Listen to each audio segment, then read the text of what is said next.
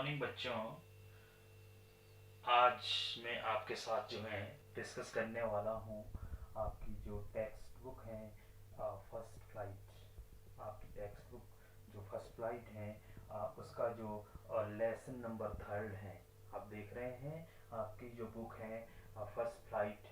First flight का जो lesson number third है, जिस लेसन का नाम है टू स्टोरीज अबाउट फ्लाइंग। ठीक है बच्चों, देख लीजिएगा जरा फिर से। आपकी जो बुक है टेक्स्ट बुक, कौन सी टेक्स्ट बुक है आपकी? फर्स्ट फ्लाइट जो है उसका जो तीसरा लेसन है जिसका नाम है टू स्टोरीज अबाउट फ्लाइंग। इसको मैं आप सबके साथ जो है डिस्कस करने वाला हूँ। बच्चों, डिस्कस करने से पहले मैं आपसे बताना चाहूँगा कि जो ये लेसन है, इस लेसन के टू पार्ट्स आप देख रहे हैं सामने। टू पार्ट्स हैं, कौन कौन से, यानी कि दो भाग है इसके। कौन कौन से भाग है? पहले भाग की अगर हम बात करें तो आप देख रहे हैं हिज फर्स्ट फ्लाइट। ठीक है, हिज फर्स्ट फ्लाइट इसका पहला भाग है। और अगर हम सेकंड भाग की बात करें या सेकंड पार्ट की बात करें तो सेकंड पार्ट हो गया आपका द ब्लैक एरोप्लेन। तो आज मैं आपके साथ डिस्कस करने वाला हूँ इसका फर्स्ट पार्ट। कौन सा? His first flight. किसका फर्स्ट पार्ट?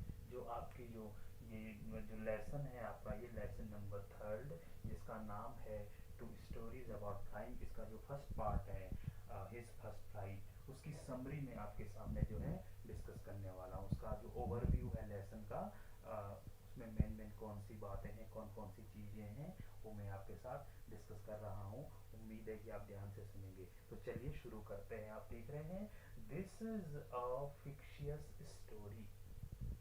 दिस इज, देख रहे हैं आप लोग, this is a fictious story. Fictitious का मतलब हो गया है बच्चों काल्पनिक। ठीक है, ये जो कहानी है, कौन सी कहानी?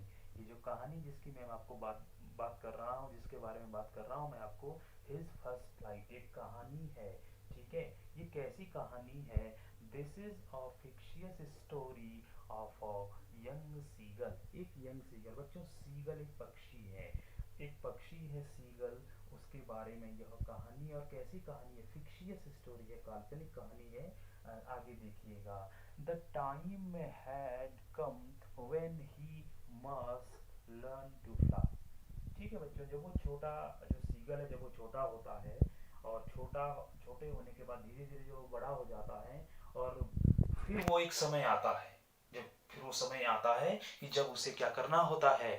आप देख रहे हैं the time had come when he must learn to fly. वो समय आता है कि जब उसे अपने घोंसले से उड़ना चाहिए, अपने घोंसले से उसे उड़कर दूर जाना चाहिए अपने भोजन को ढूंढने के लिए। वो समय आता है। फिर से देख लीजिए, this is a fictious story of a young seagull, या एक यंग सीगल की काल्पनिक कहानी है। The time had come when he must learn to fly। वह समय आता है जब उसको जो है उड़ना सीखना होता है। His two brothers and a little sister had learned how to fly by imitating their parents। His two brothers, उसके जो दो भाई हैं। किसके दो भाई? सीगल के जो दो भाई हैं। एंड अ लिटिल सिस्टर, एक छोटी बहन है। वो पहले ही अपने माता पिता को देखकर उड़ना सीख गए हैं। ठीक है, फिर देख लीजिए, his two brothers and a little sister had learned how to fly by imitating their parents। उसके जो दो भाई हैं और एक छोटी बहन है, वो पहले ही अपने माता पिता को देखकर उड़ना सीख गए हैं। लेकिन यंग सीगल ने अभी तक उड़ना नहीं सीखा है। आगे देख लीजिए। ठीक है, they had simply run to bring the lays, flew off their wings and flown away।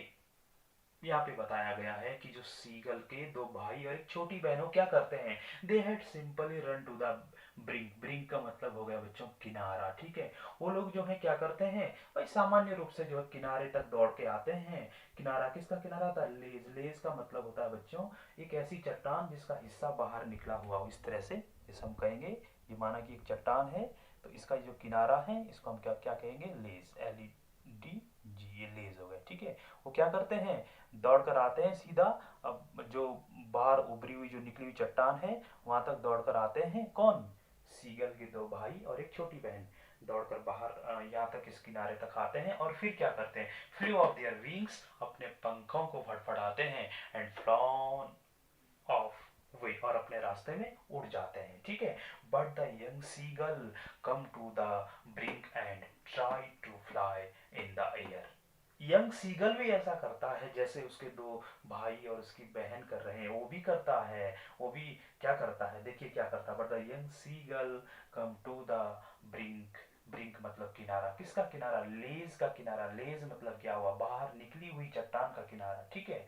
But the young seagull came है वो, came to the brink and try to fly in the air, वो भी आता है किनारे तक और हवा में उड़ने की कोशिश करता है। ही बिकम एफ्रेड, लेकिन वो डर जाता है जब वो दौड़ता है, यहाँ से दौड़ता है और यहाँ तक पहुंचता है, लेकिन यहाँ तक जब वो उड़ने ही वाला होता है तो वो डर जाता है, डर जाता है, वो भयभीत हो जाता है। ही फेल्ट, वो महसूस करता है, ही फेल्ट, वो महसूस करता है, या उसने महसूस किया, sure that if he try to fly he would fall into the sea below.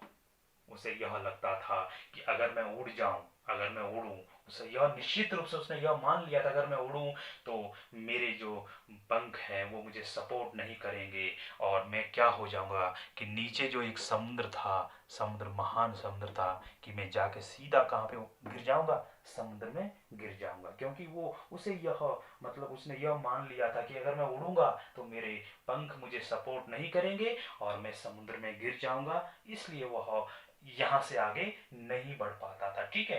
If he try to fly he would fall into the sea below, so he ran back to his hole on the ledge. इसलिए वो क्या करता था, वापस अपना जो whole उसका था जहाँ पे वो रहा करता था, वापस जो है वापस दौड़ जाता था और अपने जिस होल में भी वो रहता था ना, जहाँ पे उसका घोंसला था, उसमें वो चला जाता था, ठीक है ना। ऐसा वो करता था। He would fall into the sea, so he ran back to his hole on the ledge. इसलिए वो चट्टान के उस होल में वापस चला जाता था। इससे आगे उड़ने के लिए उसके पास हिम्मत ही नहीं थी, क्योंकि उसने मान लिया था कि जो मेरे पंख हैं वो मुझे सपोर्ट नहीं करेंगे, और जब नहीं करेंगे तो मैं जैसे ही इस चट्टान के किनारे से उड़ूंगा मैं समुद्र में गिर जाऊंगा। His parents came to take him along with them. उसके जो पेरेंट्स हैं वो आते हैं उसको अपने साथ ले जाने के लिए, उसे कहते हैं कि आइए उड़िए, हमारे साथ उड़िए। वो ये कहते हैं, his parents come to take him along with them, but he refused to fly. उसके माता पिता कहते हैं कि चलिए आइए हमारे साथ उड़िए, लेकिन वो उड़ने से क्या कर देता है, मना कर देता है। लिखा है ही रिफ्यूज टू फ्लाई, उड़ने से मना कर देता है। क्यों उड़ने से मना कर देता है, जैसे हमने पढ़ा ही बिकेम एफ्रेड, क्योंकि वो भयभीत था, उसने यह मान लिया था कि मेरे जो पंख हैं वो मुझे सपोर्ट नहीं करेंगे, और जब पंख सपोर्ट नहीं करेंगे तो मैं सीधा नीचे जाकर गिर जाऊंगा, ठीक है। They threatened that he would starve on the leash. उसके माता पिता उसे चेतावनी देते हैं कि अगर वो उड़ेगा नहीं तो इस चट्टान पर जो है, चट्टान के किनारे पर या फिर इस होल में वो भूखा मर जाएगा। They threatened that he would starve on the leash. अगर वो नहीं उड़ेगा तो क्या होगा, उसको वहां खाना नहीं मिलेगा, वो भूखा मर जाएगा। But the bird was too afraid to move, लेकिन बर्ड जो था वो वर्ड किसके लिए यूज किया गया बच्चों, सीगल के लिए यूज किया गया। लेकिन सीगल इतना डरा हुआ था कि वो उस चट्टान के किनारे से आगे हिल भी नहीं सकता था, जा भी नहीं सकता था, क्योंकि वो डरा हुआ था, ठीक है। ये आपने समझा, आगे देखे। 24 आवर्स पास्ट, 24 घंटे बीत गए थे। 24 आवर्स पास्ट, 24 घंटे बीत गए थे। The seagull had not eaten anything. The seagull, देख रहे हैं आप, the seagull had not eaten anything. उस सीगल पक्षी ने कुछ भी नहीं खाया था, 24 घंटे हो गए थे।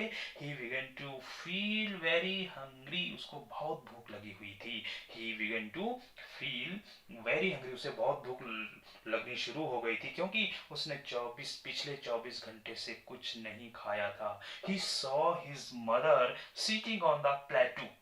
प्लेटू भी एक चट्टान होती है बच्चों, प्लेटू जिसको पठार कहा जाता है, ठीक है। ही सॉ मतलब देखा है, he saw his mother sitting on a plateau, उसने अपनी माँ को देखा जो एक चट्टान पर बैठी हुई थी। She was eating a fish, वो एक मछली खा रही थी, ठीक है।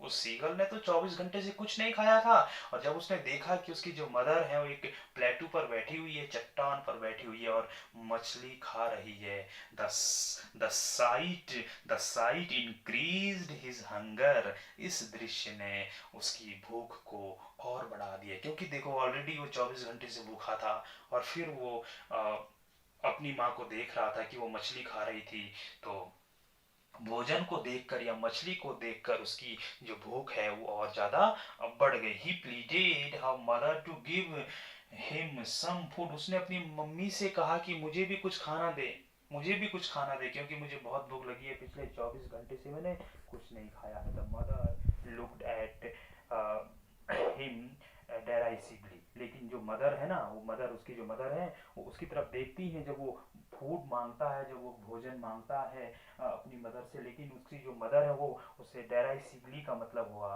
वो जो है उपहास पूर्वक या फिर तिरस्कार तिरस्कार करते हुए उसकी ओर देखती है, कि मतलब क्योंकि वो चाहती थी कि वो खुद उड़े, क्योंकि उसके जो सारे बच्चे थे वो उड़ गए थे और वो खुद अपना भोजन जो है प्राप्त कर रहे थे, लेकिन सीगल अभी भी जो है उड़ नहीं पा रहा था।